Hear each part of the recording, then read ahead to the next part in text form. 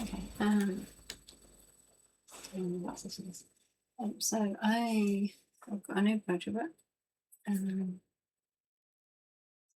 What I'm trying to fill in. Some of these were written in 2025, some in 2026. I've written down 60 of them so far. I've only got space for 1, 2, 3 more pages of content, so that's how many I'll be able to put in unless I insert some more pages in. But yeah, so I'm gonna see how many I fancy reading out in one video. Waiting for good things. Sometimes it can feel like life is a spinning wheel. The best things you want can make you wonder how long until plans are cast asunder. Happiness isn't meant to be so long awaited, but maybe without time to wait, the bad things won't abate. Time to plan isn't a bore. Taking too long can feel like a chore. Eventually, the good things in life don't have to come with a heavy price. So, summary, this was when I was thinking about things I want for the future, such as moving to a new house and the difficulties that can be faced when plans either feel like they take so long to come to fruition, or they seem to get close to happening when something gets in the way. Yeah, so that's this one. Falling in love. It can be scary, like a leaf falling onto a fairy, something delicate making you want to hesitate. Your thoughts might fray, you might find someone else with better fashion sense, a sweeter smile, a brighter mind, a better way to be kind. Summary, this poem wasn't written about a recent feeling of falling in love, but was a remembrance of a time when it felt magical, and I knew that at that point I had found something special that was to be cherished. I was also aware that personal insecurities had the chance of getting in the way of how things might progress. Yeah, I think this one I wrote very quickly. It's only 10 page, 10 pages, 10 lines long. But I could have written more. Yeah, that's this one. Figaro flew Ragnarok. Figaro was a tune for a woman who loved a loon. Ragnarok was the ship that let her love a high-paced life. Her troubles could be less like strife. Figaro in love for a ship that flew above, heights that could be reached without a crew, a ship manned by two. Summary. This is based on one of my flute songs in which the title lyrics are mentioned. Originally, this was partly inspired by the red player-acquired and flyable ship from Final Fantasy VIII, and mentions that the ship is able to be controlled by the player or set onto an autopilot cruise to a chosen destination. Later renditions of the song also include Norse influences. So that is Figaro flew Ragnarok. Nothing's wrong. Being contented with a song, moving your life along, keeping yourself happy, while all the world seems crappy. It's hard to be cheered up when you can't even fill your coffee cup. Happiness can seem so fleeting when your life lacks some meaning. Being without things you love and life can't even find you a white dove. Wishing for something that might never happen. For once, I would love for dreams not to be dampened. Summary. This is a poem that I wrote inspired by general hardships like lack of money, not quite getting your creative attempts just right, waiting for things to improve while you strive to work your way towards making them better for yourself.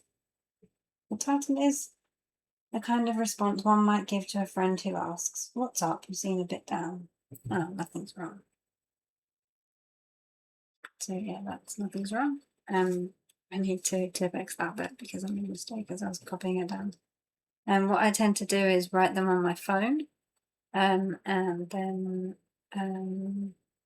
either copy them down or do a recording of me reading it from my phone. But I've written so many recently that I decided I want to write them down in case somehow, I don't know, it kind of so the back of my mind sometimes that Google might get rid of the part of what they offer that I save them into, which is Google Keep. And that would be really upsetting if all the originals that I have saved were lost. So at least this way I have them written down.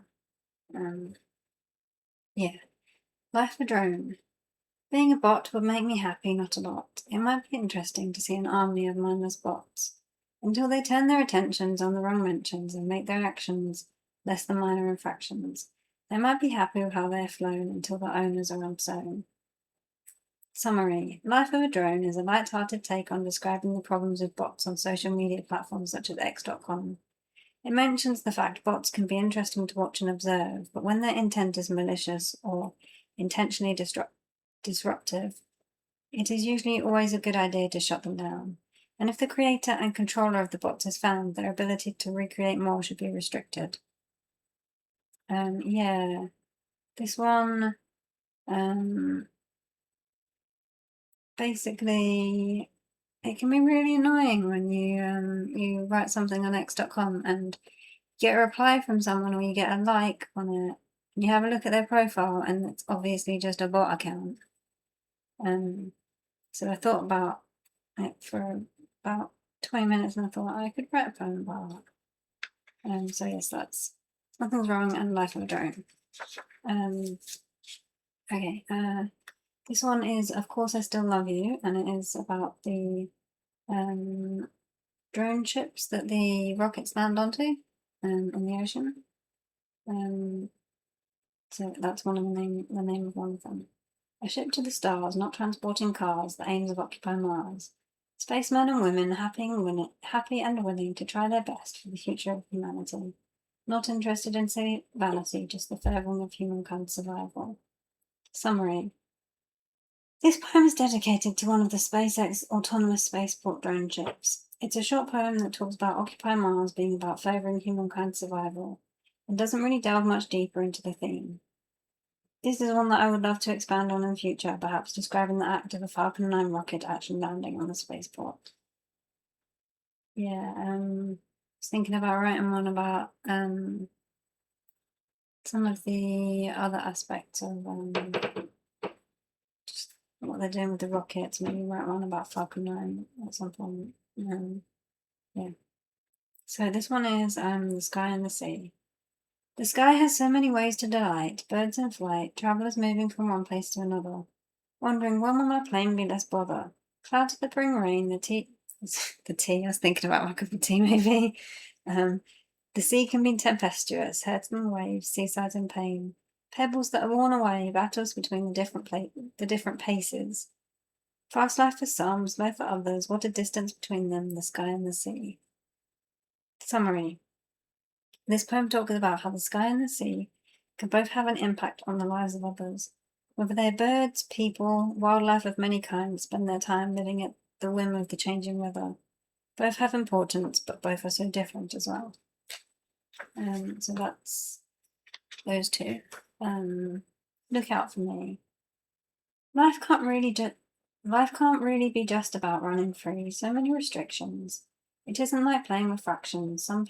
Sometimes people are needed for action. Being given a free tea isn't like winning a lovely memory. Look out for yourself or no one else. Or look out for yourself or no one will. You never know when someone might take away every thrill just because they don't know who's footing the bill.